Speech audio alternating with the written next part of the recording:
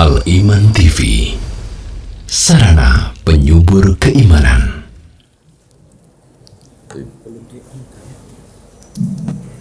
Innal hamdalillah nahmaduhu wa nasta'inuhu wa nastaghfiruhu wa nastahdihi wa na'udzu billahi min shururi anfusina wa sayyiati a'malina. من يهده الله فلا مضل له ومن يضلل فلا هادي له.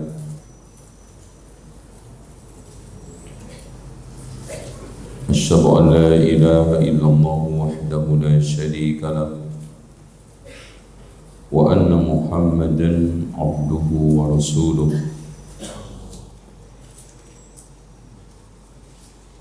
قال الله عز وجل: يا أيها الناس اتقوا ربكم الذي خلقكم من نفس واحدة وخلق منها زوجها وبث منهما رجالا كثيرا ونساء واتقوا الله الذي تساءلون به والأرحام إن الله كان عليكم رقيبا.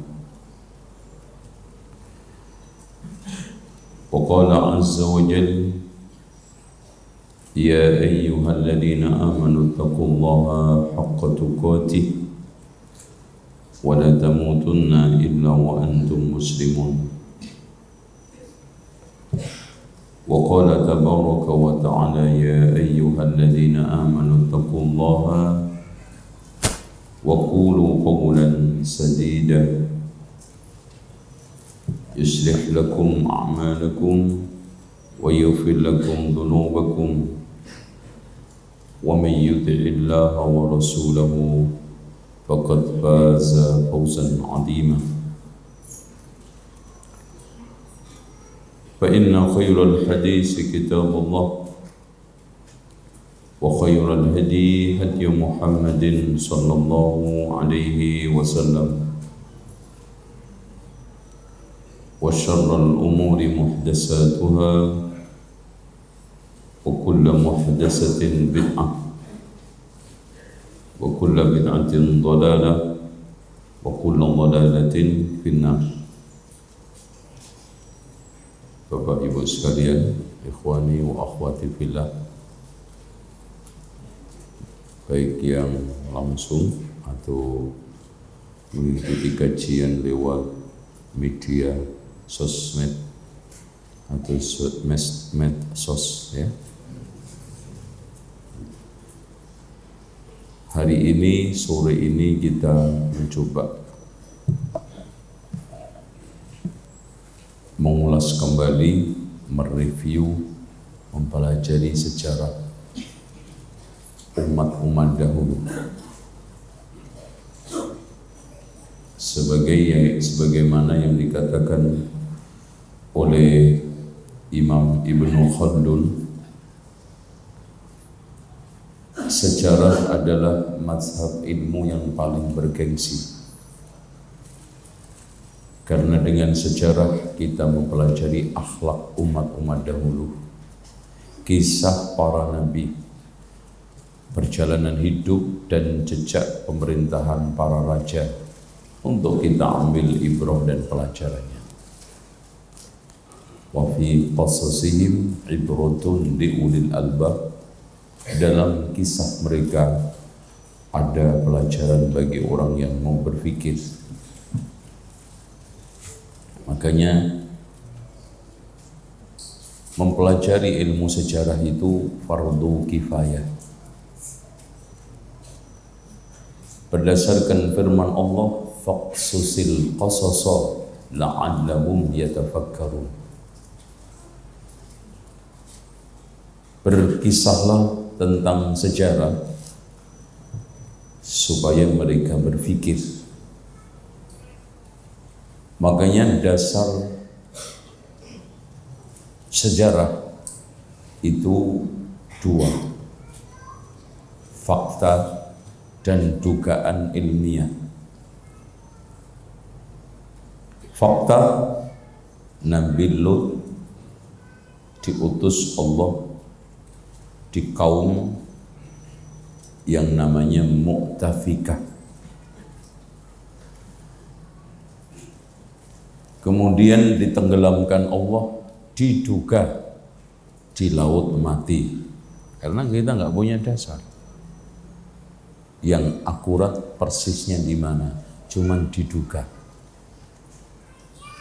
Contoh fakta, Nabi Nuh punya kapal, diduga panjangnya 300 hasta, lebarnya 50 hasta, diduga.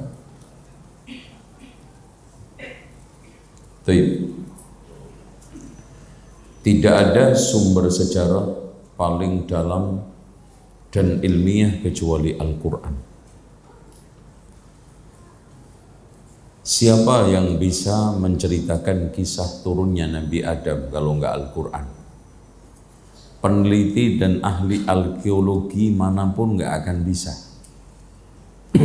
meneliti hubungannya iblis sama Adam. Ada yang mampu? Enggak ada. Nah, sejarah permanusiaan saya akan usut dari mulai Adam diturunkan di Mekah. Ini menurut kebanyakan ahli sejarah, seperti yang dinukil oleh Ibnu Khaldun di dalam tarikhnya. Meski Imam Ibnu Athir di dalam Al-Kamil fi Tarikh beliau mensinyalir menduga Nabi Adam diturunkan di India. Dugaan itu didasarkan ilmiah. Nah, itu kan gitu. Kenapa? Karena bumi yang paling dekat dengan langit itu mana? Gunung Himalaya. Nah, itu harus ilmiah. Nggak kayak cerita Joko Bodo sama Wiro Sableng, nggak ilmiah blas itu. Apalagi sejarah Indonesia itu penuh dengan khurafat. Kalau nggak ada bumbu khurafat, nggak gayeng kata orang. Makanya sejarah Wali Songo itu yang didokumenkan dalam film itu 90,9% itu khurafat. Contoh ilmiahnya mana? Sunan Kalijogo adu kesaktian di bawah tanah dengan Siti Jenar. Ya coba, tengkar di bawah tanah itu seumur-umur makhluk yang bisa cuma dua, orong-orong sama rayap.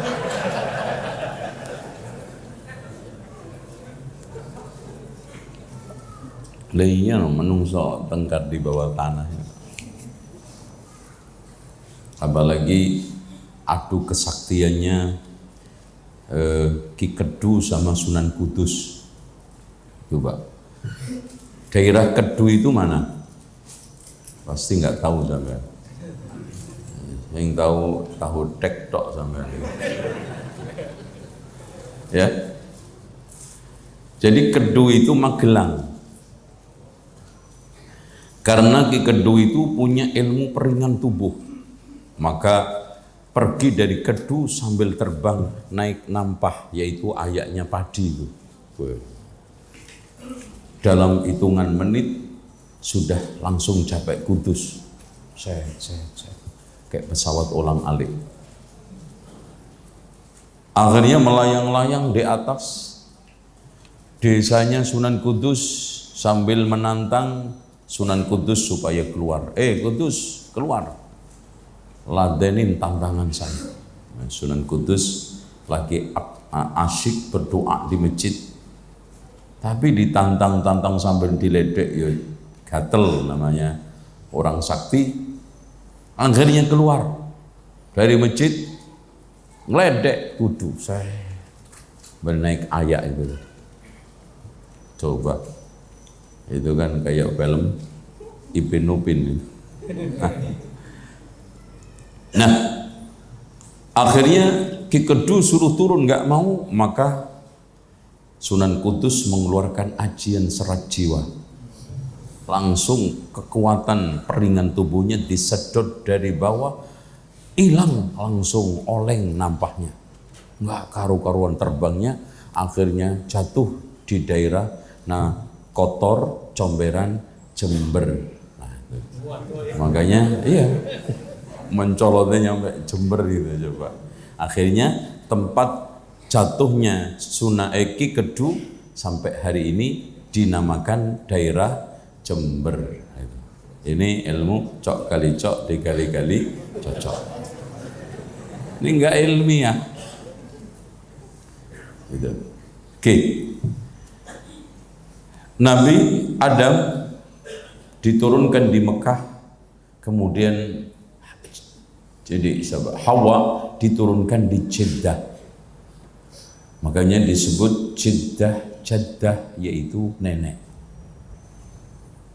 Nah, adapun kisah cinta pertemuan Hawa sama Adam di Jabal Rahmah sulit untuk dibuktikan karena hanya Israiliyat yang kita dapat. Untuk mendalami itu antum baca di buku-buku sejarah seperti Al-Kamil Fit Tarikh karya Ibnul Asir. Kemudian hadirin sekalian, punya anak Sis. Setelah Sis beranak pinak, maka dia migran ke daerah Sumaria, yaitu Irak. Di sanalah akhirnya memiliki anak, di antaranya yang paling menonjol adalah Nuh. Nuh alaihissalam setelah pasca banjir dan kapalnya mendarat di daerah namanya Judi. Kita melihat di dalam Al-Quran. Jadi datanya lengkap. Itu, ya. Judi daerah namanya, ya. Surat Hud ayat 44. Wa qila ya ardu bla'i ma'aki. Wahai air, ya, wahai bumi, seraplah airmu. Wa ya sama'u aqli'i wa ghidal ma'u wa qudiyal amru wastawat. Kemudian akhirnya banjir itu reda, banjir itu surut. Wastawat alal Judi, perahunya mendarat di daerah namanya Judi. Judi daerah tepat letaknya antara perbatasan Irak dengan Turki. Antum tahu nggak? Ini saya baru beritahu. Antum ngapain aja? Ya. Baik. Kemudian di sanalah beliau membangun rumah tangga baru. Karena anak sebagiannya meninggal, istri sebagiannya meninggal. Dan tolong diperhatikan, Nabi Nuh alaihissalam itu wa ma amana ma'ahu illa qalil, tidaklah beriman kecuali sedikit, yaitu 4. Istri 1 karena satunya berkhianat, akhirnya kafir, ya kan? Kemudian 3 anaknya. Sam pertama. Sam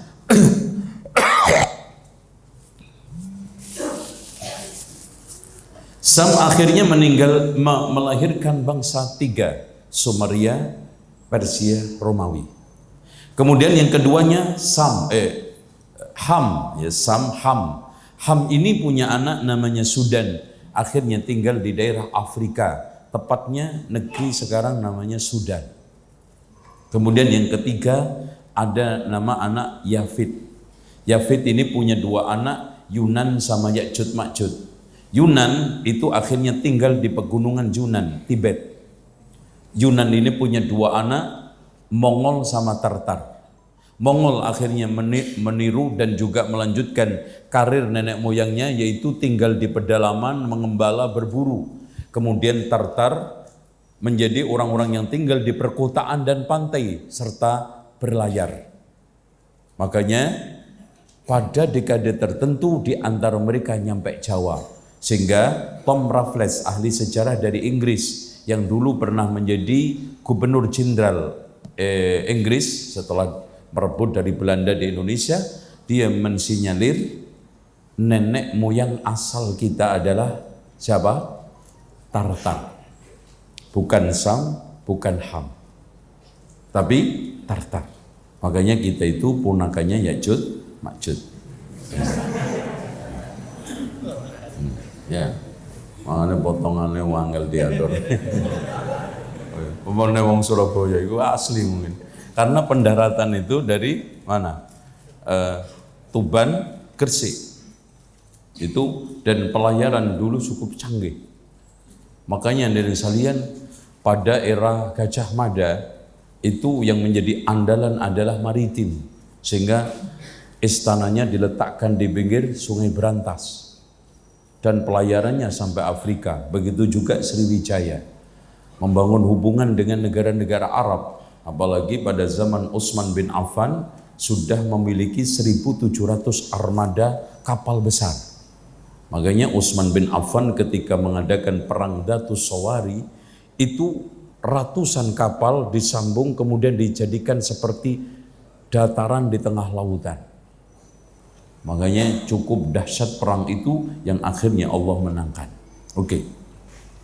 Hadirin sekalian, kita ngusut berarti dari Sam.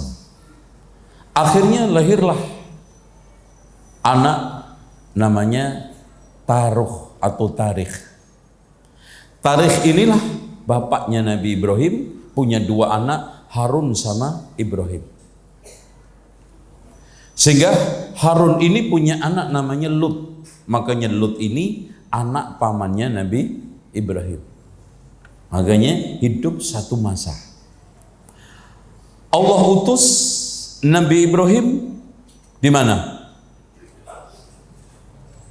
Mas ngerti ini apa sampai? Ya mbak ya nyambung didik-didik loh. Di mana? Beliau lahir di Babilonia, kemudian hijrah ke Palestina. Nah, Nabi Lut diutus oleh Allah di daerah namanya Sadum. Sadum itu tepatnya di daerah sekitar Yordania. Nah, di Yordania dulu itu ada 5 negeri. Yang terbesar adalah Sadum. Makanya sampai orang yang melakukan perbuatan lutiyah itu disebut sodomi. Nisbat kepada Sodom. Kemudian negeri yang paling besar kedua adalah Dauma. Dan sekarang masih ada. Terus kemudian yang ketiga adalah Son'ah. Terus yang keempat adalah So'wah. Kemudian yang kelimanya adalah Ataroh. Negeri inilah yang akhirnya ditenggelamkan Allah. Kembali lagi kemana tadi? Surat Hud. Nah, 60. Coba kita awali dari 60. Kok saya jadi bingung sendiri. Oke, mana tadi?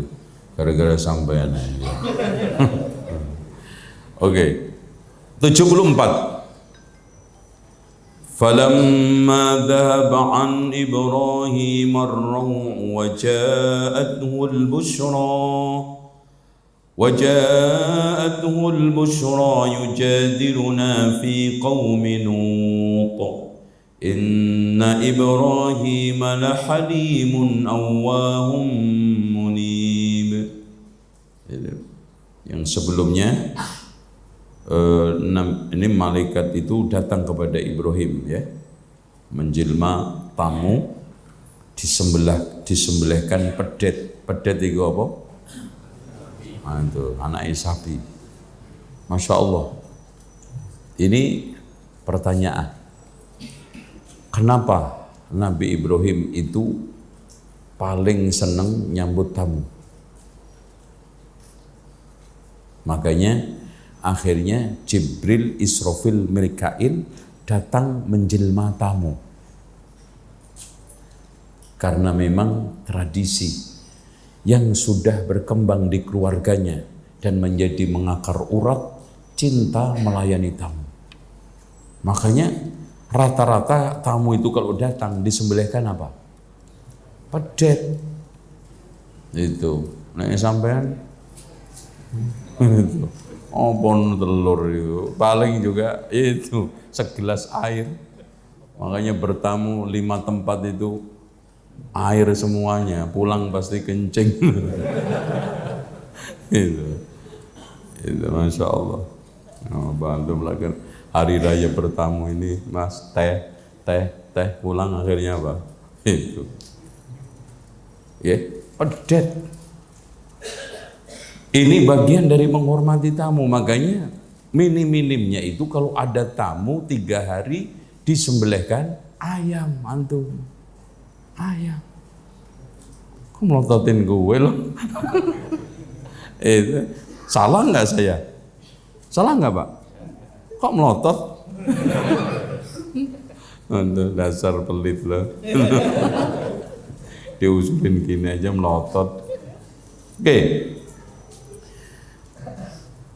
Ini bagian man kana yu'minu billahi wal yaumil akhir falyukrim dhaifah. Dan 3 hari. Kemudian ketika ditawari, ya, antum bisa biar ngelihat ini ayatnya, antum lihat, ya.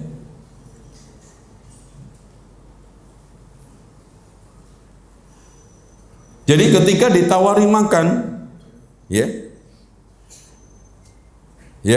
malaikat atau yang menjelma orang-orang tersebut, tamu, tangannya itu nggak bisa ngambil makanan. Loh, ditawari makan, akhirnya wahai Nabi Ibrahim, saya adalah Jibril, ini Mikail, ini Israfil. Ya, Masya Allah, ingin mengabarkan siapa? Istrinya akan punya anak. Ya, sebentar, mana?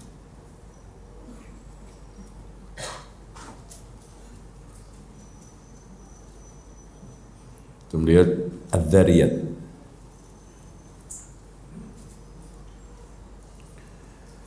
Hal ataka haditsu dhaifi Ibrahim al-mukramin. Surat Adz-Dzariyat 24.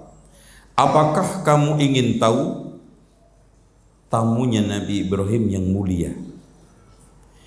Idz dakhalu alaihi faqalu salama.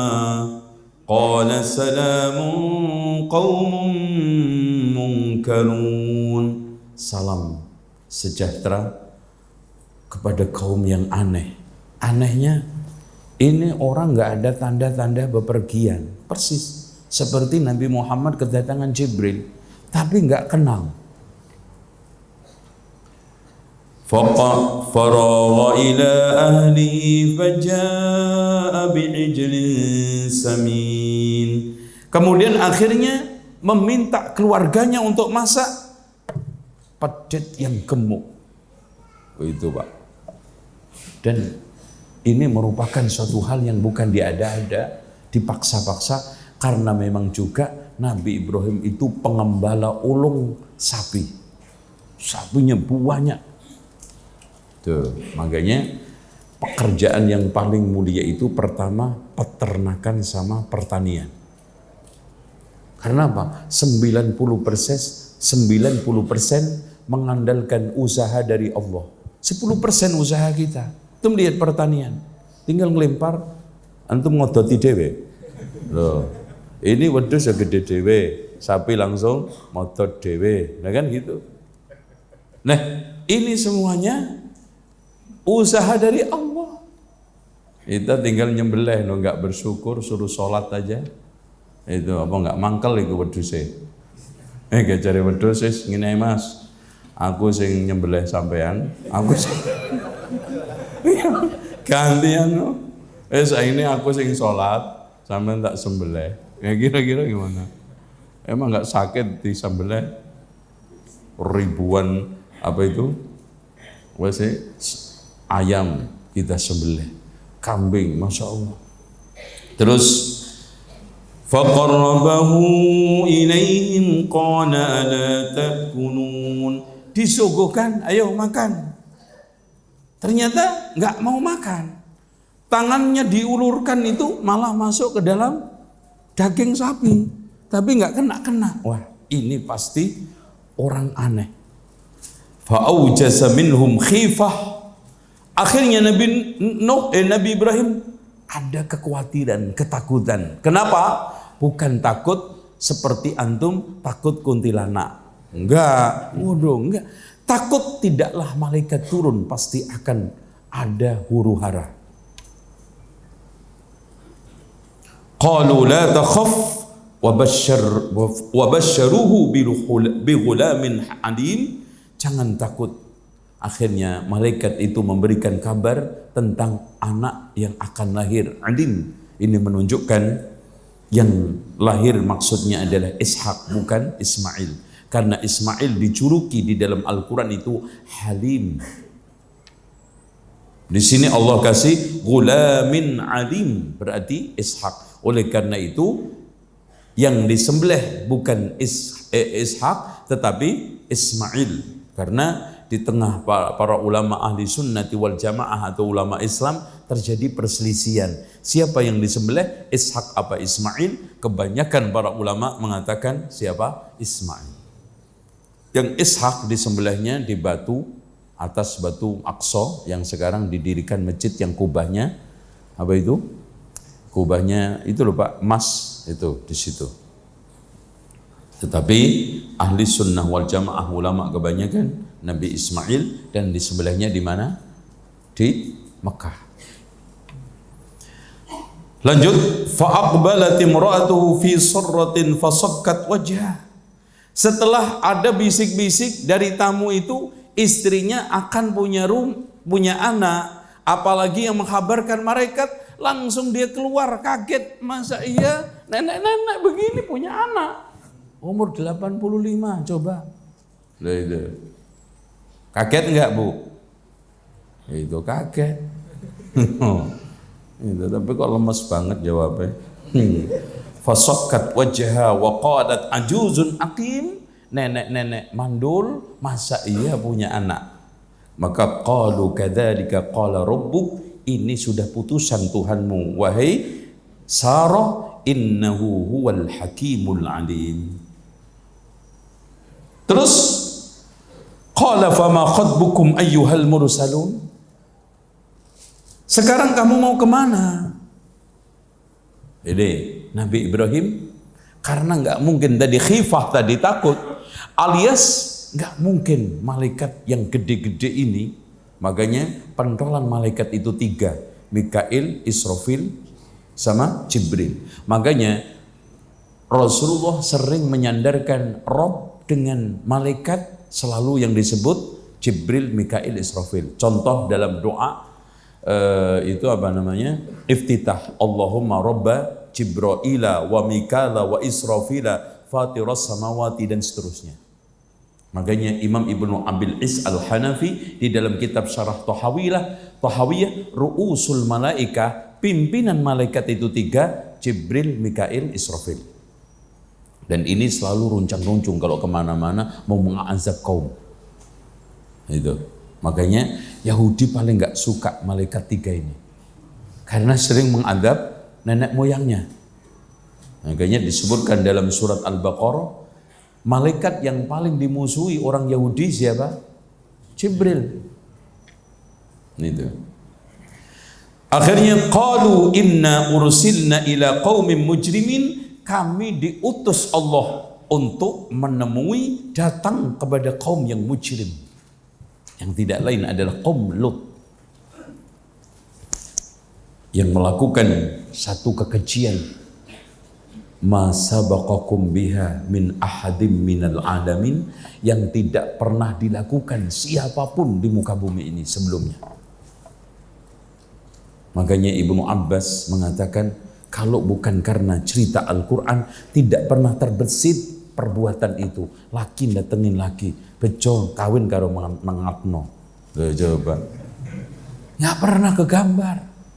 Makanya Imam Mujahid mengatakan, seandainya kaum Lutiyah, yaitu LGBT, mandi dengan seluruh air hujan dari langit, dan seluruh air di bumi ini belum bisa membersihkan najisnya. Sallallahu alaihi. Dan ada suatu riwayat Allah mengutuk 7 turunannya kaum LGBT, dan masing-masing turunan kutuk 3 kali, mal'un, mal'un, mal'un. Nah, kenapa? Sejarahnya kaum Nabi Lut melakukan tindakan itu, yaitu homo. Antum tahu nggak sebabnya? Ini apa, Mas? Ini madu. Oh, masya Allah. Ini madu tua, ini budak. Bismillah. Ya, ciri-ciri madu tua budak, kalau madu muda bening. Loh, bener nggak, Mas? Oke, dilanjutin. Cerita apa namu? Jangan dipalingkan ya. Ngomong apa mau Mas? Aku Mas? Hah? Kaum? Iya. Disebutkan di dalam tafsir Ruhul Ma'ani karya Al-Alusi, diawali dengan perempuannya yang melakukan hubungan dengan perempuan. Jadi sebetulnya yang pertama kali melakukan hubungan sejenis itu perempuan. Akhirnya apa? Lakinya nggak dapat saluran. Lama-lama kemana? Akhirnya mencari laki dengan laki. Makanya kenapa di Islam itu kalau seandainya laki-laki mengajak istrinya, walaupun sedang di dapur, walaupun di pelana kuda, ibarate gitu loh Mas. Yojo beneran ngono, ya tego banget sampean itu loh. Ya, maksudnya ibaratnya gitu. Wajib diladeni. Itu sampai kata Rasulullah SAW, ayyuma imra'atin, ayyuma rajulin da'atuhum imra'at, ini ayyuma imra'atin da'aha zawjuha ila firashiha, perempuan mana aja yang diajak suaminya ke tempat tidurnya, fa'abat kemudian menolak, fabata ghadbana 'alaiha, semalaman suntuk marah sama dia karena enggak dilayani itu, la'anat hal malaika, dikutuk malaikat hatta tusbih, sampai pagi. Udah gitu. Nah, dan ibu-ibu tolong diperhatikan, hubungan itu bukan seperti bikin apa, kopi teh bisa ditunda 5 jam, ditunda 5 menit aja expired.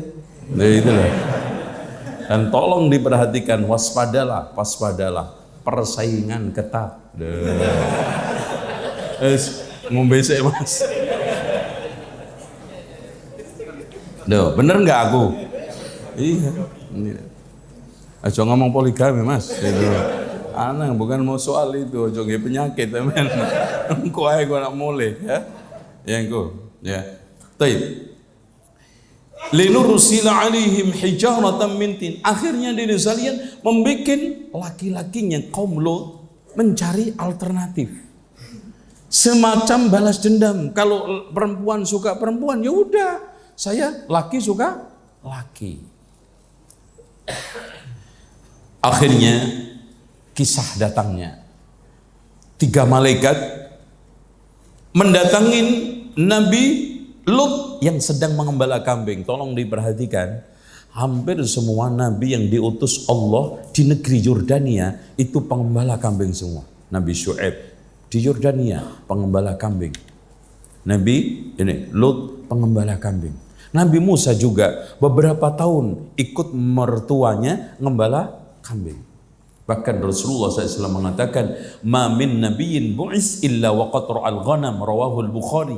Tidak ada satu nabi pun yang diutus melainkan pernah mengembala kambing. Dan hikmahnya berkali-kali saya sampaikan dimanapun. Kenapa? Sampelnya mengembala kambing nggak banteng. Itu karena ternyata hikmahnya nabi ini dilatih leadership, kepemimpinan paling mendalam. ketika seorang pemimpin mampu membela makhluk yang paling lemah, dan tidak ada hewan paling lemah dan tidak berdaya dan tidak punya alat apa-apa untuk membela di depan musuhnya kecuali kambing. Ya, coba kambing di depan serigala, pasrah. Pasrah. Nando ya nggak ada manfaatnya, apalagi singa, kelenger. Ya Allah. Kalau kamu sudah mampu melindungi makhluk yang paling lemah, yaitu si kambing, kamu akan berhasil nanti menjadi pemimpin. Makanya ukuran keberhasilan seorang pemimpin di dalam Islam, mampu membela dan melindungi yang paling lemah. Makanya disebutkan dalam suatu asar, al-imam dhillullahi fil ardi ya'wi ilaihi kullu madlumin. Pemimpin adalah naungan Allah di muka bumi sebagai perteduh setiap orang yang teraniaya. Itu, paham nggak yang gue omong ini? Barangkali antum mau nyalek gitu loh mas. Saya beritahu. Nah, akhirnya datang di tempat pengembalaan pinggir sungai. Ketika itu Nabi Lut sedang mau pulang. Sebelum pulang diminumin dulu, karena di sana itu Pak banyak tempat oasis ya, tempat-tempat air. Makanya ketika Nabi Musa melihat dua putrinya Nabi Syuaib sedang meminumkan kambingnya, itu di tempat oasis itu ya. Dan di sana memang ada sungai yang mengalir, yang ya panjangnya itu hampir 80 km itu ya. Itu sepanjang masa, subhanallah, di tengah gurun pasir yang seperti itu ada. Ya. Nah, menjelma dalam bentuk anak muda yang ganteng. Waduh, katanya 3 malaikat tersebut, wahai Tuan Lut, boleh nggak saya bermalam hari ini? Karena memang menjelang maghrib sudah datangnya, habis asar begitu. Waduh, sangat senang saya. Tapi kamu akan menjadi sasaran ini kaum saya. Aduh. Itu. Aduh. Nah, ini. Makanya akhirnya antum lihat surat Hud tadi ayat berapa? 74 tadi loh Pak. Sampai suka gampang lupa loh. Minum Cerebrofit Mas. Ya, ya. Surat Hud ayat 74. Bagaimana datangnya malaikat tersebut? Falamma dhahaba an Ibrahim ar-rawu wa ja'athu al-bushra yujadiluna fi qaumi Lut. Setelah diberitahu istrinya mau punya anak, kemudian berdialog soal masalah Lut. Nabi Ibrahim ternyata sudah dengar bejatnya kaum Nabi Lut. Inna Ibrahim lahanimun awwahum munib. Ibrahim itu orangnya lapang dada, welas asih, lembut hati, dan dekat sama Allah. Makanya tampilan Nabi Ibrahim itu orangnya itu Masya Allah ya, gampang nangis, gampang tersentuh. Makanya bagaimana dakwahnya kepada bapaknya yang begitu lembut, tapi akhirnya ditolak. Ya, bapaknya itu namanya Tarikh atau Taruh, yang tidak lain punya lakop namanya Azar, yang artinya pembuat patung. Itu makanya disebut Ibrahim. Bahasa Arabnya itu dari kalimat abun, rahimun, yang welas asih, bapak yang welas asih. Karena halimun awwahum munib. Ya Ibrahimu a'rid an hadza. Wahai Ibrahim, jadi Nabi Ibrahim itu nampaknya mencoba menego malaikat, jangan diazab. Tapi Allah mengatakan, wahai Ibrahim, a'rid an hadza, udah, itu bukan urusanmu. Innahu qad jaa'a amru rabbik, sudah menjadi putusan Allah. Wa innahum atihim adzabun ghairu mardud, akan terjadi azab yang tidak bisa ditolak oleh siapapun. Udah, Nabi Ibrahim pasrah. Hanya sekedar memberikan usulan. Nabi Ibrahim pernah juga kedatangan malaikat, tapi malaikat maut. Mau dicabut nyawanya. Akhirnya nggak mau.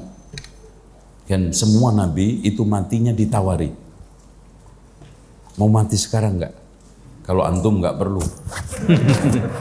Apain? Cabut-cabut aja. Akhirnya datang kembali karena Allah sudah memutuskan. Datang kembali malaikat maut menjelma orang yang tua renta kena penyakit Parkinson, kalau makan nggak bisa. Kekerasan sedikit masuk hidung, nggak dikerasin nggak masuk. Terus habis itu ngecas, gitu. Nabi Ibrahim tanya, Pak, Bapak umur berapa? Kurang lebih 95 Ibrahim. Akhirnya dia mohon, ya Allah, cabutlah nyawaku sebelum umur seperti ini. Makanya Pak, kita mohon kepada Allah yang dianjurkan oleh Rasulullah, setiap habis tasyahud mau salam 5 keburukan dunia akhirat, dohir batin. Allahumma inni a'udzubika minal bukhli wa a'udzubika minal jubni wa a'udzubika min an uradda ila ardhil umur wa a'udzubika min fitnatid dunya wa a'udzubika min azabil qabri. Ya Allah, aku berlindung dari bakhil, aku berlindung dari pengecut, aku berlindung dikembalikan dalam kondisi tua renta sampai pikun. Makanya kalau berdoa panjang umur ini begini, dengerin. Ya Allah, panjangkan umur saya, berkahi hidup saya, sehatkan badan saya. Untuk apa panjang sampai 80, pikun separuh? Enggak ada gunanya. Allahumma inni a'udzubika min an uradda ila adzalil umur wa a'udzubika min fitnatid dunya, aku berlindung dari fitnahnya dunia, wa azabil qabri, dan azab kubur. Karena fitnah dunia itu macam-macam. Ya.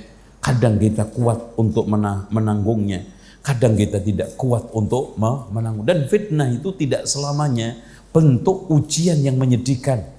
Orang sekarang ini dunia fitnah, jabatan fitnah, fitnah, ketenaran juga fitnah. Makanya Abdurrahman bin Auf mengatakan, kami dulu diuji zaman Rasulullah dengan kesulitan, banyak yang sabar. Sekarang diuji oleh Allah dengan kemudahan dan melimpahnya harta, banyak yang nggak sabar. Kita lanjut.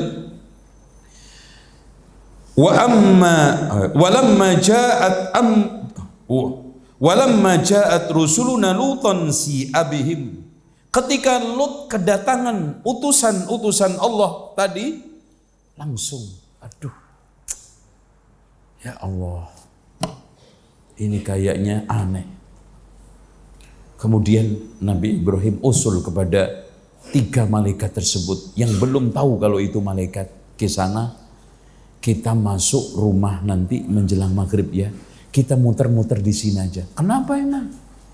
Kalau kita datang ke sana dalam keadaan terang, pasti kaumku akan menyerbu kamu, ya, akan menjadikan sasaran karena ganteng, kelemis, kinyis. Lo itu kan senengannya siapa? LGBT, makanya nggak ada anggota LGBT umur di atas 60, opone sing dilus-lus, kan gitu. Wes tua, wes elek, wes bokek, kan gitu. Betul. Akhirnya dari sekalian, si abihim wa dhaqa bihim dar'ah. Aduh, saya yakin nggak bisa mengatasi mereka nanti kalau diserbu. Wa qala hadza yaumun asib, ini hari paling duka dalam hidup saya. Ini hari paling duka, kiamat sugro ibaratnya. Wa ja'ahu qaumu, betul, setelah sampai rumah menjelang maghrib sudah remeng-remeng. Sebetulnya aman karena masuknya dari belakang rumah dalam kondisi sembunyi-sembunyi dan tidak ada yang tahu. ternyata dipocorkan oleh istrinya. Makanya disebutkan di dalam firman Allah, faqanatahuma, kedua istri Nabi Nuh sama Lut khianat. Maksudnya membocorkan kehadiran tamu yang ganteng, klemis, kinyis-kinyis. Senengannya kaum LGBT. Akhirnya apa? Waja'ahu qaumuhu yuhra'una ilaih. Langsung kaumnya datang menyerbu tanpa mengenal ampun. Langsung udah hilang kesadarannya melihat orang ganteng. Itu wis nggak tahan gitu loh, Pak. Terus kemudian wa min qablu kanu ya'maluna sayyi'at, sebelumnya sudah melakukan itu. Maksudnya pelaku-pelaku LGBT yang sudah biasa. Qala ya qaumi haula'i banati, wahai kaumku, itu anak-anak perempuan kita, ambil, maksudnya nikahin mereka. Kenapa kamu sekarang rebut laki-laki? Hunna atharu lakum, mereka itu lebih bersih dan tujuan hidup tercapai, yaitu apa? Menurunkan keturunan dengan pernikahan laki sama perempuan, perempuan sama laki, bukan laki sama laki. Ya, kalau laki sama laki, perempuan sama perempuan, hasilnya apa? Bedu. Fattaqullah, bertakwalah kamu kepada Allah terhadap perbuatan kamu. Bertakwalah kamu kepada Allah sehingga kamu memilih laki daripada perempuan. Fattaqullah wala tukhzuni fi dhaifi, jangan kamu bikin malu saya di depan tamu saya. Malu-maluin aja. Itu. Akhirnya jawaban kaumnya apa, Pak? Jawaban kaumnya kepada Nabi Lut, akhriju ala Lut min qaryatikum. Usir aja Lut model seperti ini sama pengikutnya. Innahum unasun yatatahharun. Ini manusia sok suci. Nah, ternyata enggak sekarang orang bejat, mujrim, orang yang jahat, orang yang jelek, kalau ngata-ngatain orang yang bersih, orang yang ingin baik, sok alim loh, sok suci. Dan itu ternyata bahasa itu digunakan dari mulai zaman Nabi Lut sampai sekarang. Sok suci loh. Jangan sok suci mas. Kasih suap nggak mau, sok suci loh. Diajak untuk minum barang nggak mau, sok suci loh. Diajak untuk sekarang ini korupsi barang-barang, sok suci loh. Itu dalil kaumnya Nabi Lut untuk diberikan kepada Nabi Lut bersama pengikutnya.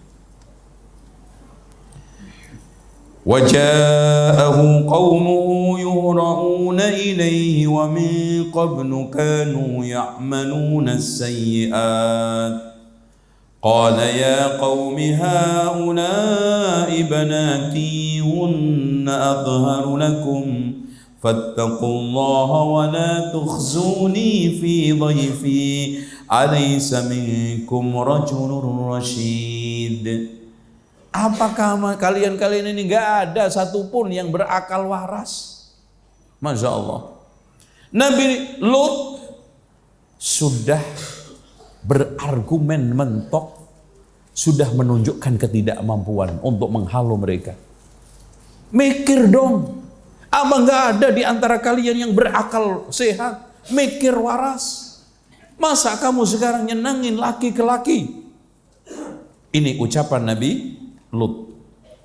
Qalu, Pak, tampilan orang ahli maksiat dimanapun dablek kalau sudah kecanduan. Qalu laqad alimta ma lana min banatik. Lut, kamu kan tahu kita ini nggak suka sama perempuan. Coba, Pak, terang-terangan ngomong. Itu dablek nggak? Bandel. Nabi Lut, kamu kan tahu kami ini nggak suka sama perempuan. Wa innaka la ta'lamu ma nurid. Kamu tahu apa keinginan kita. Itu aja lo nggak tahu loh, gitu kan gitu bahasanya. Ngerti nggak? Gitu. Gitu bahasa kita. Ngerti nggak? Tuh. Akhirnya ketika itu Nabi Lut sudah nggak berdaya, rumahnya pintu didorong orang, kemudian mau menyerbu garap orang tersebut. Akhirnya, Lut, sekarang kamu pergi bersama keluargamu lewat jalan belakang. Saya Jibril, ini Mikail, ini Israfil. Pergi kamu, jangan nengok-nengok. Kalau nanti sudah datang azab, langsung orang itu digibas dengan ini sayapnya, semuanya buta dan sebagainya, meninggal dunia. Akhirnya ketika Nabi Nuh sudah merasa tidak mampu menghadapi mereka, qala law anna li bikum quwwah, seandainya aku bisa punya kekuatan mengusir kalian, au awi ila ruknin syadid, saya bisa minta tolong kepada kabilah yang kuat yang mendukung saya libas kalian. Tapi saya nggak punya siapa-siapa. Tapi ini bukan berarti Nabi Lut lupa dengan Allah, enggak. Maksudnya sebab untuk melawan mereka kan pakai kalau perang senjata, enggak punya apa-apa. Qalu ya Lut inna rusulu rabbik. Kemudian Jibril, Mikail, Israfil, Lut, kami adalah utusan-utusan Allah. La yasilu ilaik, mereka tidak akan bisa mengganggu kalian. Fa asri bi ahlik, sekarang kamu pergi. Lari. Biqita'im minal lail, di malam ini juga. Malam ini. Wala yaltafit minkum ahadun, jangan nengok-nengok. Karena nanti pasti ada suara gemuruh, ledakan besar, dan jeritan berbagai macam hewan, ternak, termasuk anjing-anjing yang menggonggong malam hari itu. Pasti bikin kaget. Jangan nengok. Illa mro'atak, kecuali istrimu. Jadi istrinya lari juga. Cuman di dalam perjalanan, aduh kasihan. Kaum saya ke azab. Akhirnya tanah yang diinjek longsor. Walhasil innahu musibuha, dia kena bencana azab. Ma asobahum, seperti yang mengenai mereka. Inna mau'idahumus subuhu, pas adabnya itu subuh. Alaysa subuhu biqarib, bukankah subuh itu dekat? No. Ini sahabat Lut, ini nanti adab datang subuh, lari cepat. Keluar, Masya Allah Pak, menjelang subuh itu, tanah yang diinjek itu longsor. Terakhir batasan akhirnya. Ternyata yang diinjek karena perempuannya nengok-nengok terlambat. Akhirnya tanah yang diinjek terakhirnya itu melorot. Mati bersama mereka. Dan makanya rata-rata bencana dan azab itu datang pada waktu kalau enggak pagi, malam. Itu perhatikan firman Allah. Ya.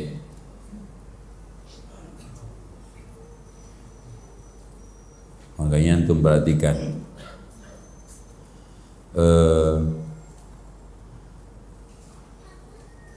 Bencana tsunami Aceh pagi, di Palu malam, dan di ujung-ujungnya ujung malam, ujungnya subuh atau menjelang malam itu. Dan ini selalu, makanya antum lihat ya firman Allah surat Al-A'raf ayat 4.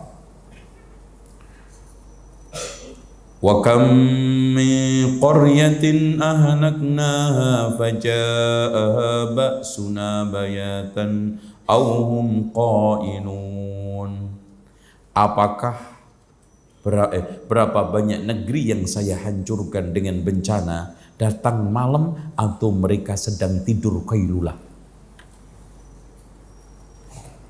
Itu yang lebih nyata lagi ya, itu Allah memberikan satu ungkapan lagi. Antum lihat surat tadi sama bayatan au aba amina ahlul qura ayyatiyahum ba'suna duhan wahum yal'abun. Apakah penduduk negeri itu merasa aman dengan makar, dengan azab, dengan bencana datang pada waktu duha, mereka sedang jogging. Itu jogging. Lihat Al-A'raf ayat 97. Afa amina ahlul qura ayyatiyahum ba'suna bayatan wa hum naimun. Apakah penduduk negeri itu merasa aman bencana kami datang pada waktu malam hari, mereka sedang terlelap tidur? Awa amina ahlul qura ayyatiyahum ba'suna duhan wa hum yal'abun. Apakah mereka merasa aman terhadap bencana kami yang datang pada waktu duha, mereka sedang jogging malam duha.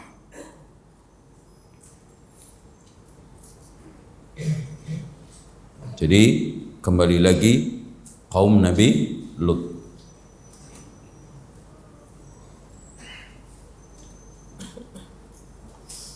Nabi Lut akhirnya Pak, Masya Allah, disebutkan di dalam kisah oleh para ulama, setelah mereka berlari berhamburan, falamma jaa amruna, ketika datang putusan kami berupa azab pas menjelang subuh, ja'alna 'aliyaha safilaha, bumi yang atas saya jadikan bagian bawah. Dikisahkan oleh Imam Mujahid, dinukil oleh Imam At-Tabari dan juga ulama-ulama yang lainnya, Allah angkat melalui Jibril, Mikail, Israfil bumi tersebut, dibalik sampai ke langit, kemudian diturunkan kembali, yang atas jadi bawah, yang bawah jadi atas. Wa amtarna 'alaiha, bukan hanya itu saja, diawali dengan hujan batu min sijilin mandud, yang dikeraskan, yang dipanggang panas. Masya Allah, lemparannya kayak apa? Antum kalau nggak percaya, tes, antum lempar orang dengan batu biasa, dengan batu digoreng. Itu Masya Allah, memar. Dan ini macam batu yang dilemparkan Allah melalui burung ababil kepada Abraha. Musawwamatan 'inda rabbik, masing-masing batu itu dikisahkan memiliki nama-nama yang mau dilempar. Nasallallahu al-afiyah. Dan subhanallah, kisah di Palu dari berbagai macam yang didapat oleh para asatid dan orang-orang yang di sana. Azab itu kayak dipilih-pilih. Coba bayangkan Pak, tempat bumi yang muter kayak diayak. Di tengahnya itu ada 5 rumah yang selamat. Itu ternyata tempat lokalisasi perjudian. Musawwamatan 'inda rabbik wa ma hiya minadh dhalimin biba'id, dan itu tidak aneh bagi orang-orang yang zalim, tidak jauh. Akhirnya Allah mengisahkan di ayat itu kaum Nabi Syu'aib. Wa ila Madyana akhahum, Madyan saudaranya siapa? Nabi Syu'aib. Ya, sama Nabi Syu'aib itu orangnya lembut, orangnya itu bersahaja, sederhana. Makanya Nabi Musa alaihissalam betah, kan akadnya nikahi sama anaknya, mahar 8 tahun mengembala kambing, 2 tahunnya tambahan sendiri, nanti beropah. Nah, makanya dibolehkan memberikan mahar kepada calon istri berupa pekerjaan. Contoh, mahar bangun rumah sampai selesai, bantu bangun rumah mertua, boleh mahar. Wallahu a'lam bishawab. Jam berapa Pak? Masih ada waktu enggak? Enggak, ini dibuka tanya jawab atau dilanjutin? Oke. Baik. Ikhwas sekalian, saya ingin berikan sedikit penjelasan tentang kegiatan ini orang-orang LGBT ya, LGBT Indonesia. Sekarang ini daftar LGBT di Indonesia melonjak pesat, dan ini difaktori oleh beberapa pemuda yang pertama hidup hedonis, pengen nyoba-nyoba, dan anehnya di sini tidak ada perlindungan konstitusi sekecil apapun. Bahkan MK kemarin mau mengeluarkan aturan pun gagal. Saya sendiri ketika itu menjadi saksi ahli di bidang syariah, akhirnya tidak cool, ya, nggak cool. Alias LGBT, hubungan laki dengan laki, perempuan dengan perempuan, tidak ada sanksi apapun. Tidak dipersoalkan oleh hukum positif Indonesia. Nih antum anak kasih sekedar informasi. Ya. Oleh karena itu, di sini pesan buat anak antum, ibu-ibu. Solusinya cuma satu. SDM. Selamatkan diri masing-masing. Ya. Jaga buah hati kita. Sekolahannya dipantau, pergaulan lingkungannya dikontrol, teman-teman di kampungnya diawasi. Kebiasaan-kebiasaan di rumah itu ada nggak tanda-tanda menjurus ke sana? Contoh, ya, suka pinjam kotang ibunya. Nah itu kan aneh. Itu kadang-kadang kalau nggak kotang, nyoba-nyoba jepitan rambut ibunya. Kadang-kadang dandan pakai peda. Oh, berarti ini menjadi sasaran. Dan kadang-kadang pakai pakaian itu daster. Itu. Dan anak itu paling seneng nyoba-nyoba. Awalnya nyoba, nggak seriusan. Cuman nanti ada sasaran mangsa yang memanfaatkan. Makanya kejahatan itu bukan karena adanya niat, adanya kesempatan. Waspadalah. Kesempatan. Pak, orang melakukan kejahatan apapun itu kan karena dua. Kesempatan, kedua karena adanya pembenaran. Korupsi, zina, LGBT, apapun. Kesempatan sama pembenaran. Alias contoh ada orang yang melacur karena ada kesempatan, ada pembenaran. Miskin Pak, nggak ada yang ngasih penghidupan. Pembenaran.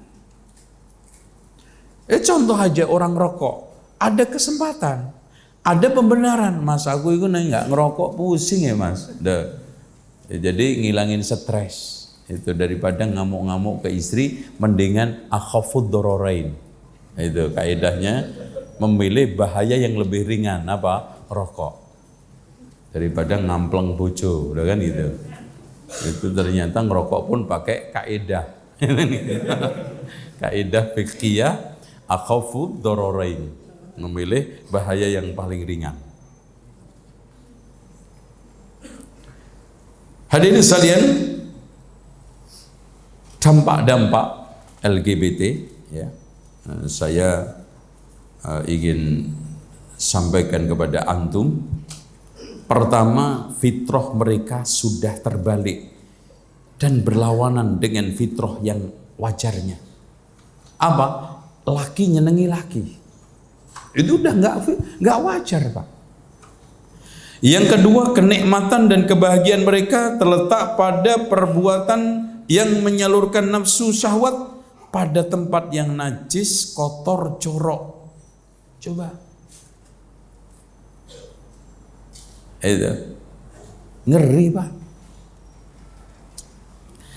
Mereka lebih rendah daripada binatang. Sampai hari ini makhluk yang paling jorok, kotor katanya babi. Belum pernah ana mendengar ada babi LGBT. Loh, yo apa tuh? Coba. Nggak ono. Di otak mereka senantiasa muncul pikiran menyimpang dan hasrat untuk melakukan perbuatan keji tersebut. Kenapa? Karena laki-laki mudah digapai dan nggak ada etika yang membatasi.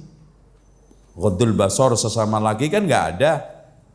Jadi mudah ketemu, mudah tatapan, mudah dapat, sehingga LGBT homoseksual akan mudah diadakan transaksi. Yang kelima. Anda mendapati salah seorang di antara mereka kurang rasa malunya. Ya. Hadirin sekalian, orang pelaku LGBT itu nggak punya malu. Di negara-negara Eropa itu biasa gandengan laki sama laki, ya, pelukan itu. Ana pernah itu ke Jerman sebulan puasa merem-merem, tiap hari begitu, laki ciuman sama laki di depan, coba di depan kita. Mau lagi ngadakan arak-arakan, panjang sekali. LGBT laki sama laki, perempuan sama perempuan, biasa. Dan di dalam hatinya, selanjutnya di dalam dirinya sudah tidak ada kekuatan laki-laki, apalagi yang menjadi objek. Gak ada. Dia selalu tidak berdaya, kehilangan kejantanannya, kehilangan kelaki-lakiannya. Pada setiap saat selalu dia memposisikan diri menjadi orang objek, sasaran permainan.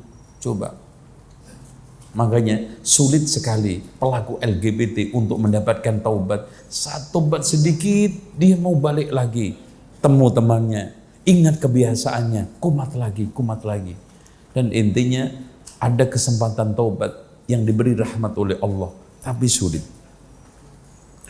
Allah telah mensifati mereka dengan sifat di dalam Al-Quran, surat Al-Anbiya ayat 74. Innahum kanu qauma sau'in fasiqin. Mereka adalah kaum corok lagi fasik.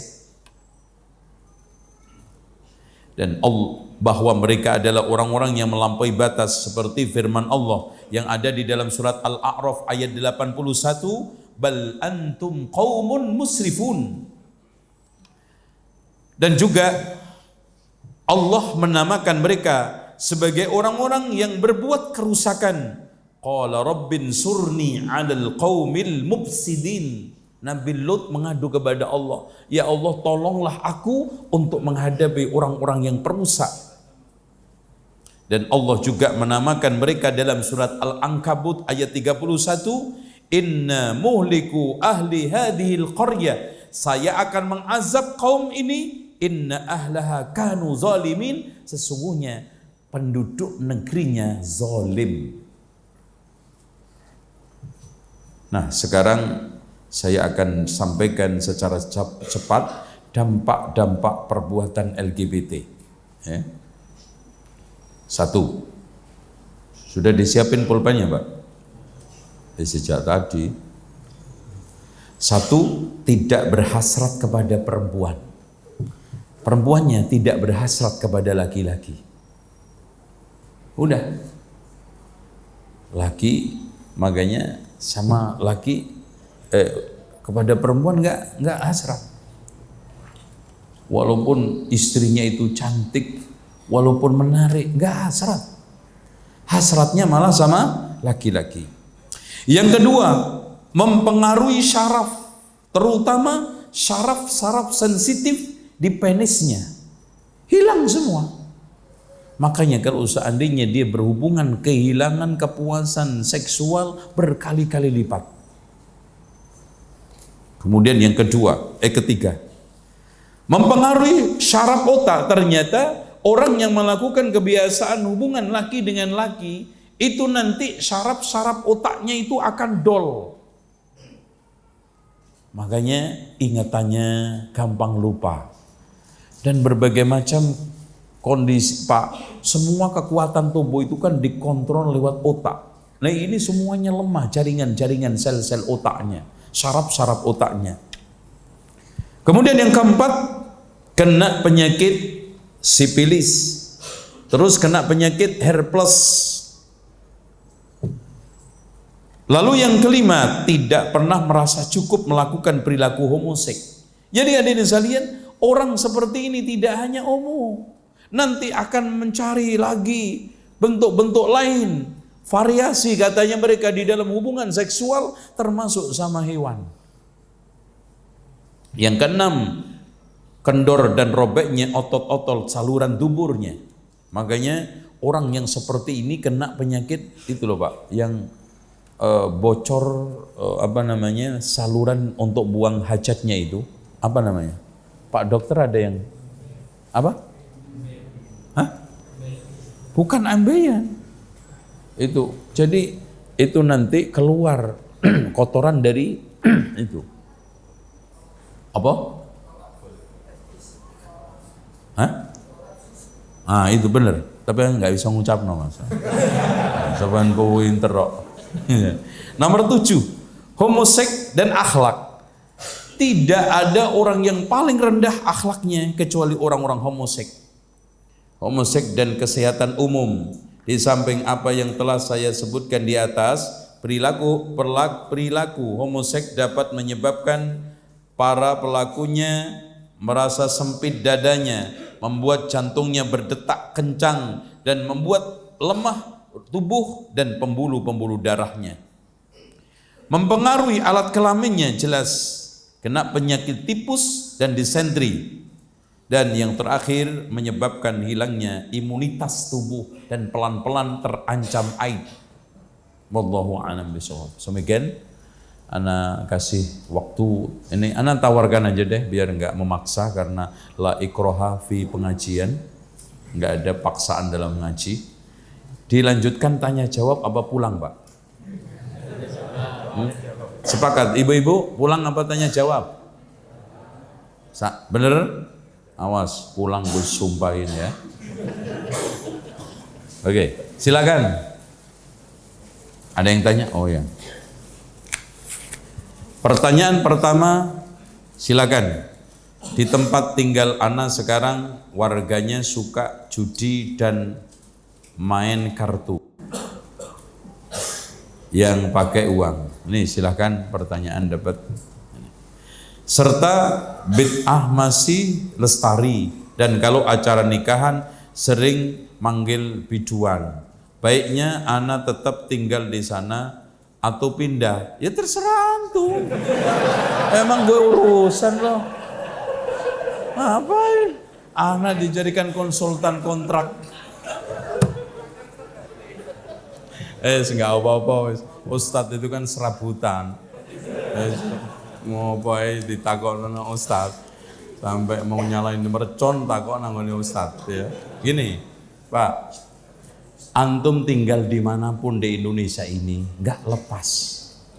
Antum pindah komplek yang awalnya di depan dukun, belakang penari jaipong, samping imam tahlilan, itu nanti pindah komplek, pindah posisi, dukunnya di belakang. Loh iya, percaya nggak sampean? Kecuali kalau antum pindahnya ke hutan Kalimantan, nah itu sono enak. Karo beruk itu enak, nggak ono tahlilan, nggak ono macam-macam. Itu intinya gini loh Pak. Kita itu kata Rasulullah, dengarkan. Al-mu'minul ladzi yukhalitun nas wa la yasbir ala adahum khairun minal ladzi la yukhalitun nas wa la yasbir ala adahum. Orang mukmin yang bergaul dan sabar atas gangguannya itu lebih baik daripada yang nggak mau gaul, nggak sabar. Tapi pada akhirnya kembali kepada diri antum. Kalau antum punya pilihan, mungkin lebih dekat di masjid, banyak ikhwan, dan di sana lebih enak, kajian juga banyak, itu urusan antum. Tapi secara umum Seorang mukmin yang mau bergaul, sabar atas gangguan, dan gangguan itu macam-macam. Gangguan agama tadi, bid'ah macam-macam, diundang tahlilan, repot nolaknya gitu loh. Ini ya kan, Pak, nanti ada acara, antum nolaknya begini caranya. Ya tak ajari sampean. Pertama, antum tampilannya sudah lama ngaji ya, minimal ustadz kecil-kecilan lah. Ini Pak, sebatas pengetahuan yang saya dapat dari pengajian, dulu memang saya itu pelaku tahlilan Pak. Tapi ternyata setelah saya mempelajari dan berbagai macam buku saya baca, tahlilan itu nggak ada dalilnya. Loh, pasti gangguan, mas, nggak gelem ya aja ceramah, gitu. Loh, gangguan nggak? Yes, mana? Nggak datang pakai ceramah, kan gitu. Gangguan, sabar. Ya wis Pak, Bapak nanti tahlilan dewe. Itu. Terus alasan yang kedua, kalau antum nggak bisa pura-pura kayak ustadz, ya, Pak, di dalam Undang-Undang Dasar itu orang dijamin untuk mengamalkan kebebasan, kemerdekaan, keyakinan. Itu baca itu. Jadi saya yakin Pak, tahlilan ini bukan bagian daripada sunnah Rasulullah SAW. Ya wes mas, nggak tekor apa-apa. Oke. Nah terakhir ini alasan manusia paling kendo. Wes nggak iso ngomong apa-apa. Ya apa? Pak, maaf saya nggak bisa datang Pak, ada kepentingan yang mendesak. Apa? Turu. Mana yang lebih penting, turu karo tahlilan? Nah, mas, ngerti sampai. Ini direkam yo.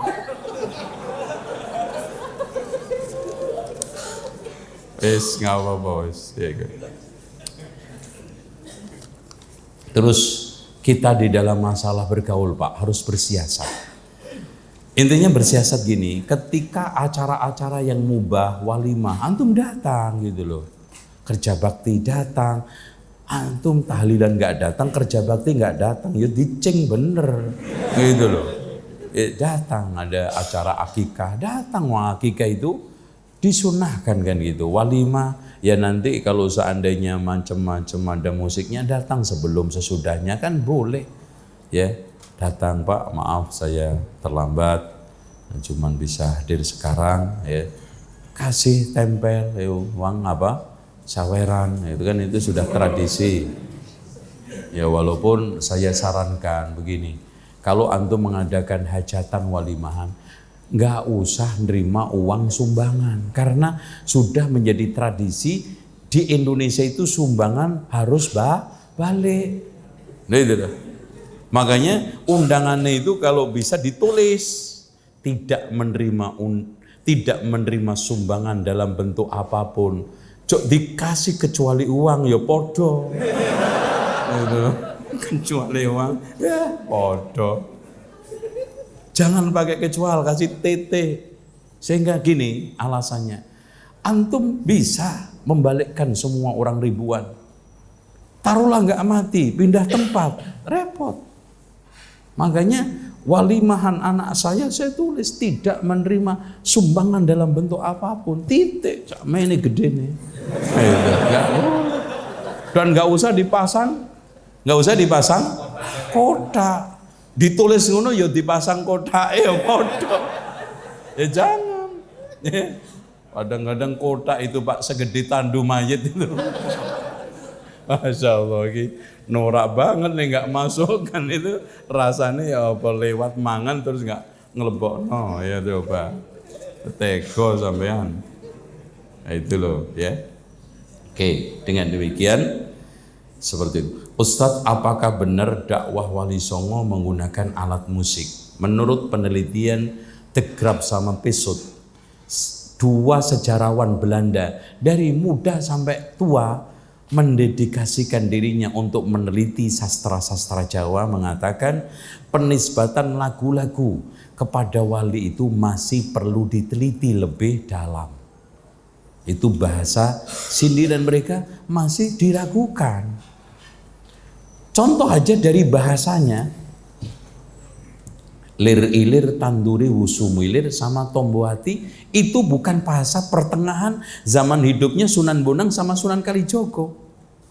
Karena kalau kita membaca bahasa sastra kawi Jawa yang mendekati Sangsekerta pada zaman itu berbeda jauh yang ditulis di dalam kitab Krupak Virara. Itu sudah saya turunkan juga di dalam buku saya Fakta Baru Wali Songo. Baca, bedakan bau sastranya. Ini sastra baru muda. Tombo ati iku limo. Lah itu kan bahasanya wong Jawa Timur kemarenan. Itu lir ilir tandure itu kan kemarin. Itu ya. Dengan demikian dan plus apalagi setelah kita membaca Krupak Virara, buku asli tulisan Wali Songo menegaskan di situ bahwa haram hukumnya menjual alat-alat musik. Loh, kan tabrakan ini. Mosok Sunan Bonang adoh-adoh teko Mekah terus mulih nang Jawa Timur Tuban main gong. Lah lucu. Ya kesan sampai hari ini Pak, orang yang pulang dari Mekah biasanya alim jadi ustadz, apalagi Sunan Bonang, Sunan Giri ke Mekah sambil haji dan belajar. Dan di antara buku yang pernah dipelajari oleh Sunan Giri adalah Al-Ahkamus Sultaniyah karya Imam Al-Mawardi. Makanya dia pinter tata negara. Makanya set tentang masalah ketatanegaraan dan pemerintahan Demak Bintoro itu jagonya Sunan Giri, masalah keilmuan jagonya adalah Sunan Bonang. Makanya Sunan Bonang, Sunan Giri ini tokoh sentral Wali Songo. Setelah pasca siapa? Syekh Maulana Malik Ibrahim sama Sunan Ampel. Gitu. Dan bagaimana cara mendakwahkan pada keluarga yang masih mendengarkan musik, yang menjalankan acara tahlilan? Ya terus dakwah. Antum kan paling tahu tentang keluarga antum, pendekatan, ya. Yang saya lakukan dulu, ya, pendekatan ke keluarga, dialog, acara-acara walimah, itu caranya. Itu banyak jalan menuju rumah tanpa irama, ya, untuk mendekati. Contoh, kita datang sambil bawa hadiah, kasih buku, di dalamnya kasih 50.000, itu pasti dibuka duitnya. Nah itu, mana dibaca, buku ini apik banget. Terus kalau ngasih hadiah buku jangan gede-gede segini aja. Antum baru mau mendakwai langsung hadiah Riyadhus Sholihin. Oh iya, ndengok tok wis repot. Waduh Mas judulnya merem-merem apa nih membacanya. Kecuali di dalamnya dikasih gambar Soekarno Hatta, itu pasti dibuka. Itu. Terus kemudian antum aja diskusi masalah-masalah kaitannya dengan tahlilan itu. Terus kemudian acara walimah antum kadang-kadang kan sumbangan buku kasih, atau acara arisan keluarga dibacakan buku 1 hadis 2 hadis, syukur-syukur bisa mendatangkan ustadz. Itu caranya. Insyaallah saya punya buku kecil judulnya Langkah Praktis Mendakwai Keluarga. Bagaimana apabila pelaku LGBT adalah seorang ustadz?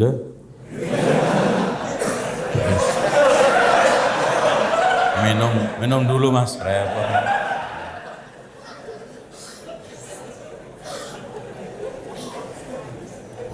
Bahaya. Bagaimana apabila pelaku LGBT adalah seorang ustadz yang sering juga sebagai perawat jenazah? Loh, sekaligus peruqyah. Apa akibat hukum Allah bagi santri-santrinya dan jenazah yang dirawatnya? Ya santrinya kalau nggak melakukan wala taziru waziratu wizra ukhra. Jenazah juga nggak ngaruh, wes mati.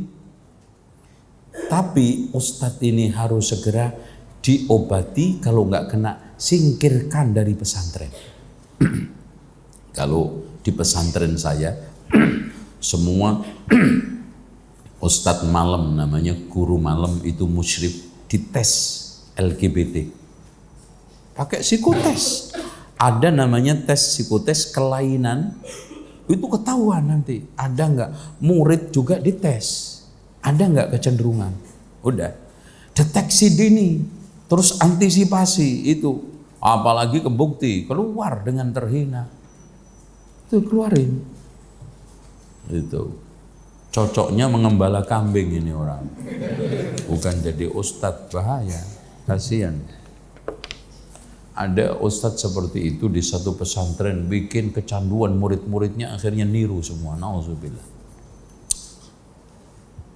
Bagaimana sikap kita terhadap LGBT? Baik ketika kita menemukan dia orang lain maupun diri sendiri. Sebagaimana kita tahu dengan LGBT tidak semua sampai lewat. Ya sama. Allah menegaskan wala taqrabuz zina.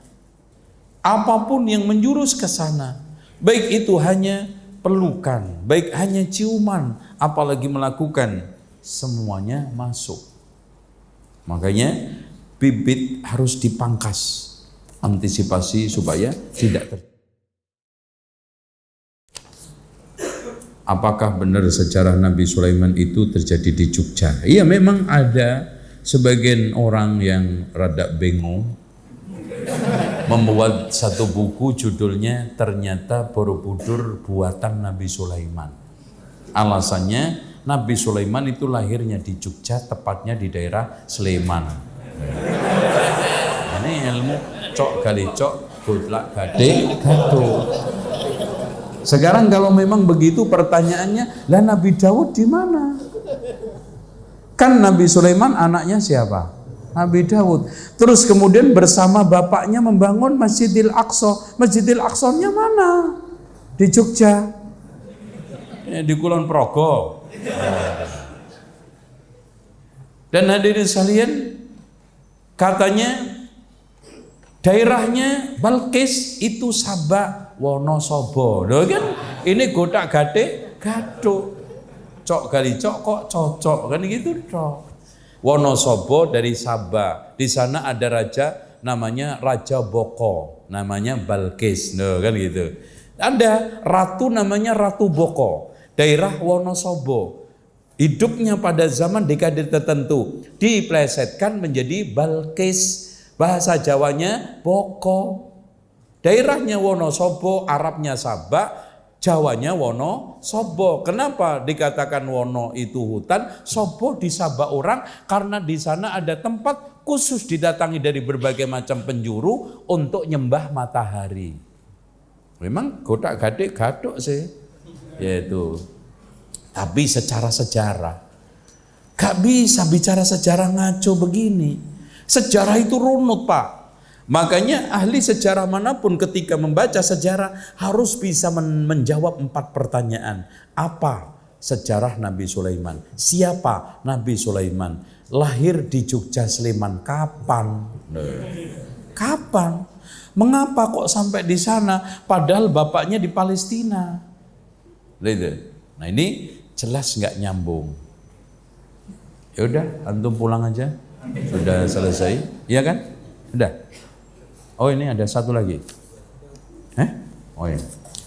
Assalamualaikum Ustadz, apakah benar yang digembar-gemborkan WHO bahwa otak LGBT ukurannya khas lebih kecil sehingga menjadi pembenaran WHO apa? Kalau lebih kecil? Kalau lebih kecil kenapa? Cerdas?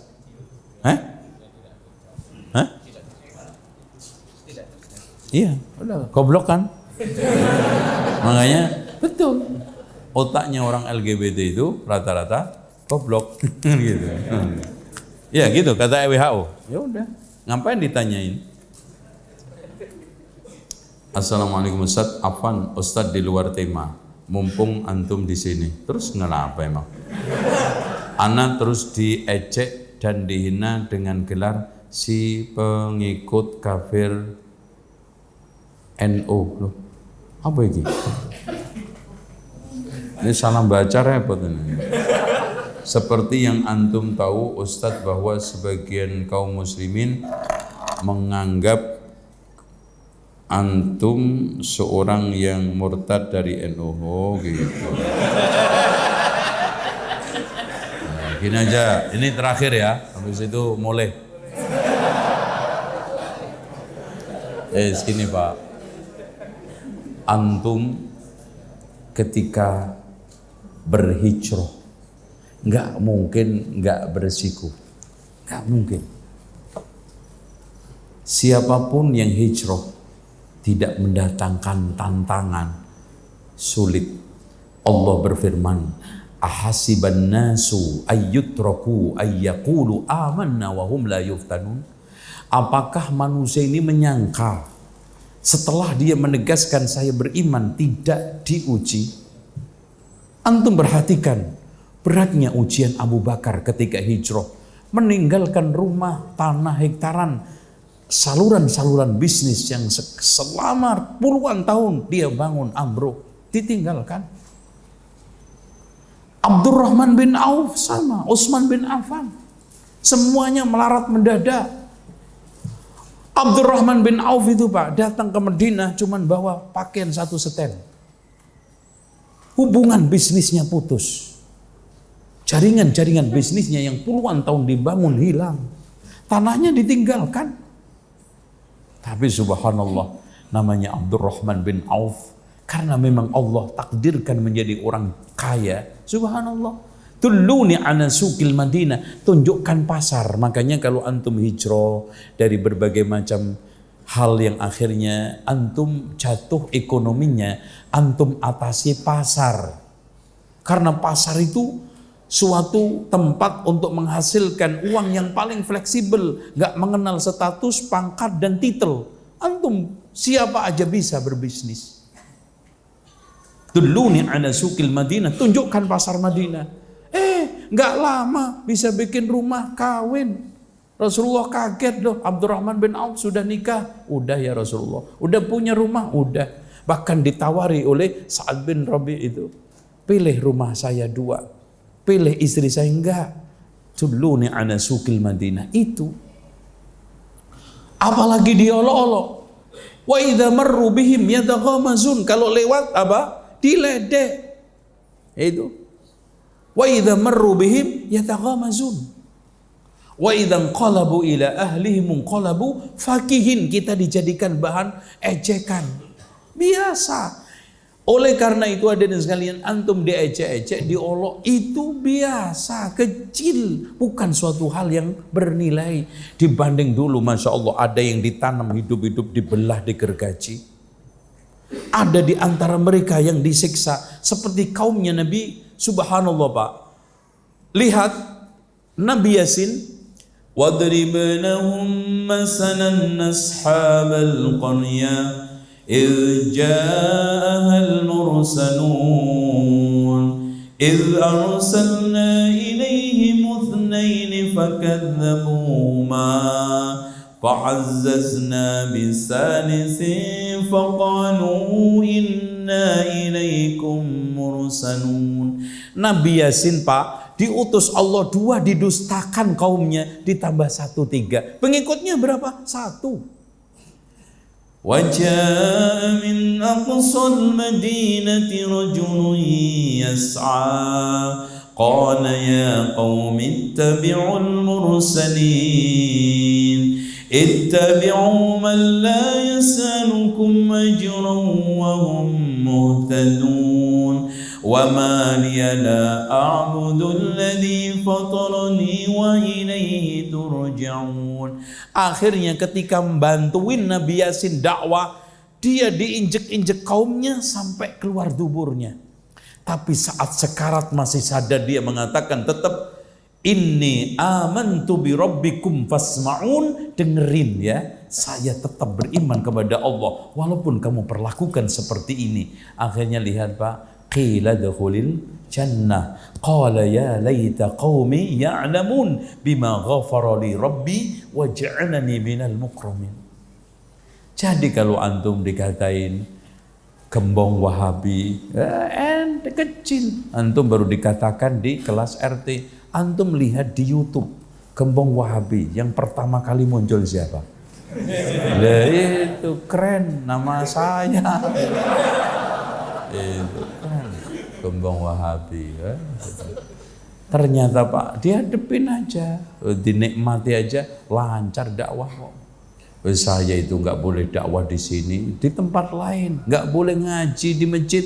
Pak, saya mau ngaji dimanapun, jadi di rel kereta aja bisa, oke, yang penting di syuting. Intinya gitu, intinya kita itu nggak usah dipersempit dengan aduh, ya udah dinikmati aja. Wong ujung-ujungnya cuma dua, kita istirahat dari mereka, mereka istirahat dari kita dengan kematian. Dan pada akhirnya ketemu Allah itu lama, menghadap Allah itu berat, dan nanti akhirat itu lebih panjang. Dunia itu sempit. A'maru ummati ma baina sittina ila sab'in wa aqalluhum man yajuzu dzalika. Umur umatku ini antara 60 sampai 70. Enggak lama. Itu yang betah, yang sabar ya Allah. Ya pura-pura enggak denger aja. Mana juga pura-pura enggak denger, katanya sih ana dikatain, katanya. Udah, yang penting dakwah, ngaji, pelihara pesantren, baca buku, lupa juga. Nggak ada masalah, tetap aja seger, ganteng aku. Nggak ada masalah gitu loh. Jadi intinya nikmati, hadepin jangan dihindari, kerjain jangan dipikirin. Urusan cuman satu, mencari ridho Allah. Titik. Udah. Mau ridho mas, antum senengin model kayak apapun, suatu ketika dia nggak suka antum. Mungkin antum sudah senengin tahlilan antum ikut, ayo beda calon presiden mangkel nih, kan gitu. Manusia Pak, ya antum sudah senengin tahlilan ikut, seneng maulidan ikut, seneng giliran calon presiden bedo, ayo, nah itulah, nggak ada. Makanya ada satu kaidah, mencari ridho manusia, tujuan yang tidak pernah ada habisnya, mencari ridho Allah, jelas surga. Allah ngasih apa sama antum? Langit bumi. Manusia ngasih apa? Parcel aja enggak. Paling banter pada waktu Ramadan atau hari raya, kartu lebaran. Itu harganya cuma 5.000 perak. Allah ngasih langit, ngasih bumi, ngasih udara, ngasih air, ngasih semuanya, ngasih surga. Masa antum pamrih sama manusia, mengalahkan Allah? Itu. Oleh karena itu, biarpun anjing menggonggong, kafilah tetap berlalu. Demikian kita akhiri. Subhanakallahumma wa bihamdika, asyhadu an la ilaha illa anta, astaghfiruka wa atubu ilaik. Wassalamualaikum warahmatullahi wabarakatuh.